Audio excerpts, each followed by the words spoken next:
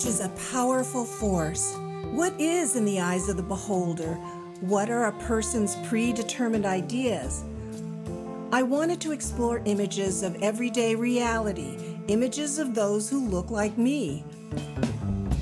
This image especially grabbed me, intrigued me. But I have mixed feelings about cops, so I wasn't sure whether to make a film about them, even though they were Asian American women. Well, I thought, let me just look into the subject. Hello, New York Police Department. I'd like to interview your Asian American female officers for a documentary. The NYPD was suspicious. They wanted to know if I was from Playboy magazine or some porn publication. I was amazed, curious, and hooked on exploring what was behind this image.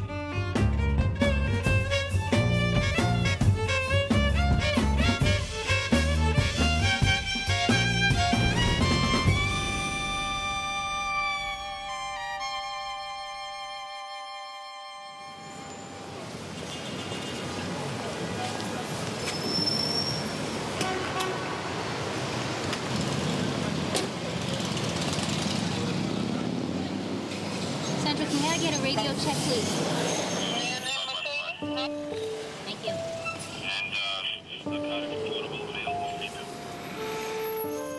I was born in Japan on a Navy base in Yokosuka. My mother told me that we came over here by boat. So I was raised in a very traditional Japanese household. Mother stays home, mother must cook, mother must clean, mother must never work. My mother, her big thing was education, education. You have to go to school, you have to be a doctor, you know, or a lawyer, you have to get your college. And I didn't want to do that. I really didn't know any better, so I shied away from that and just went right to work from high school.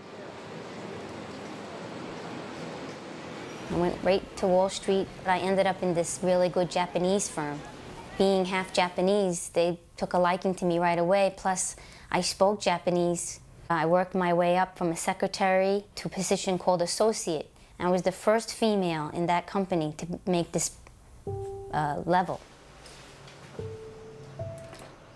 And one of the things, the duty of a secretary, which I did for years until I got to this spot, was to serve tea.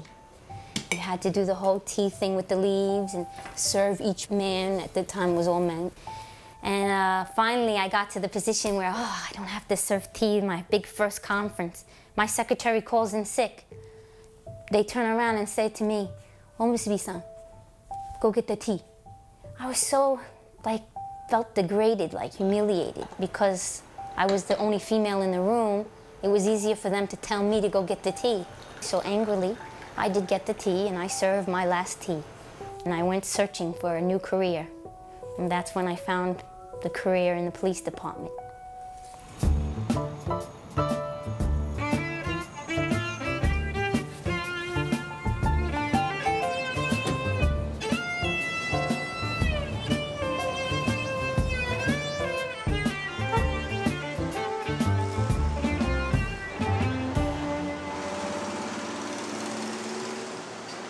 This is where I graduated, Rasmus Hall High School.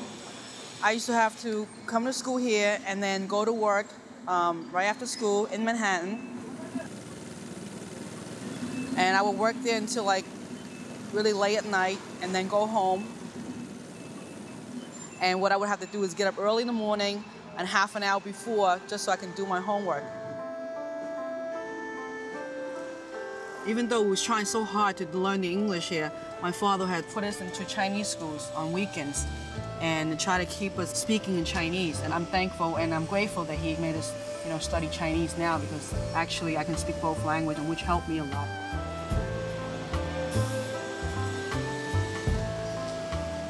While I was attending John Jay College, the professor, Professor Lin, he was like my mentor, because he was always talking about how there was a lack of Asian police officers in the community.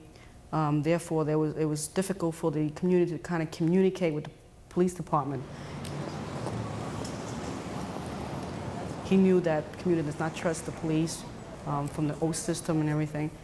So he got involved with these internships and got the precinct commanding officers to allow the students from his class to go down to the precinct. And so from there, while I was working on an internship, they had a major recruitment drive. So I went ahead and took the test. And my fiance then, he was also called to join this job. But we kind of like, looked at it and said, well, only one of us should really be a police officer. And I was ready to give up basically and allow him to come on. But he turned around and encouraged me and said, no, you stay on and he'll find something else to do.